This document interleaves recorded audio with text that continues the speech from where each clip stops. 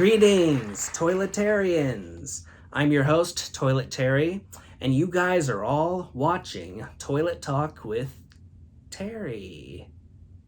That's me, obviously. So, the discussion topic for this video is creepy flirting. I done been there when I was 10. Well, 9 or 10. I remember I didn't know at the time that there was a difference between flirting and stalking. I mean, with my first crush, I tried flirting and everything, but it always backfired. And later on, my mother taught me why. You see, one time, I wrote my first crush a heartfelt letter. One of the things written in it was, "I wish I could always be with you." Yeah. Right. So I asked my mother to mail it to her, but she reads it over instead. First, she reads it over. She's like, okay, no. No, John, no. This is too stalkerish. I'm not mailing this to her.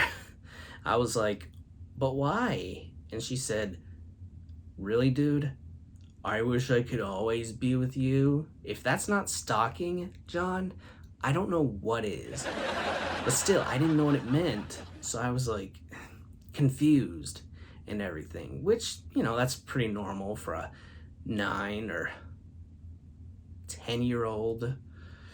So I waited until the next time I got to see her in person to make a move. I walked right up to her, and as naive as I was, I said, "Hey, I like your face." She looked at me like,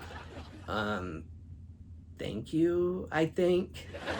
And then I kid you not, this was the next thing that I said to her. I was like, "You are my #1 burger supreme."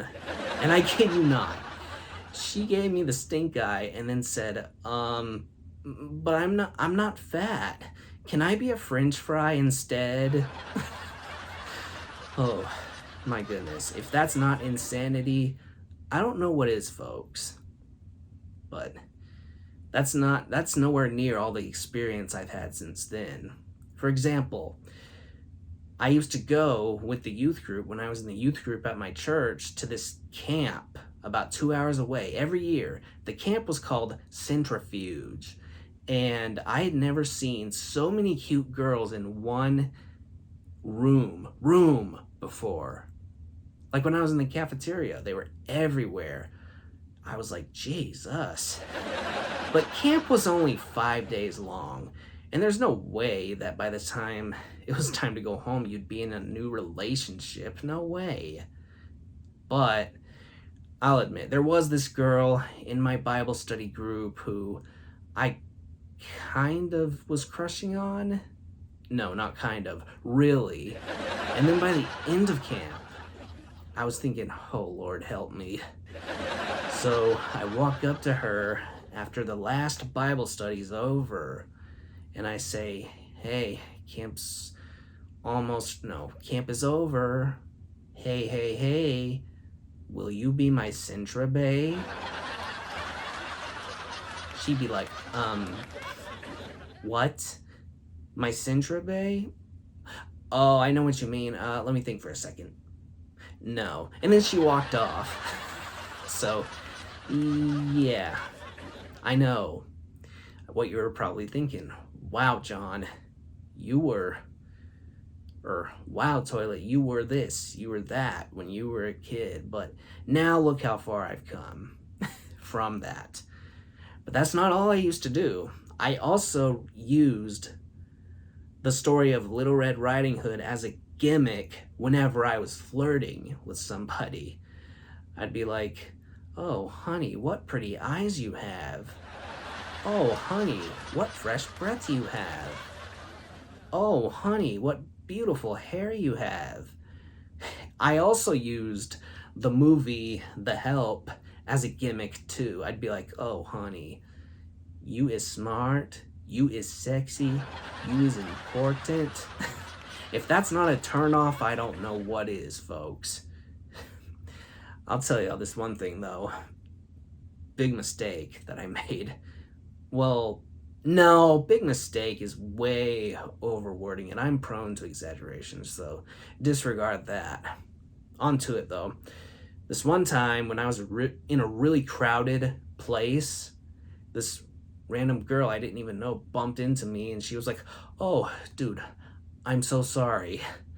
And then I shook my head. I was like, "Oh, no, you're so fine." Wait, what?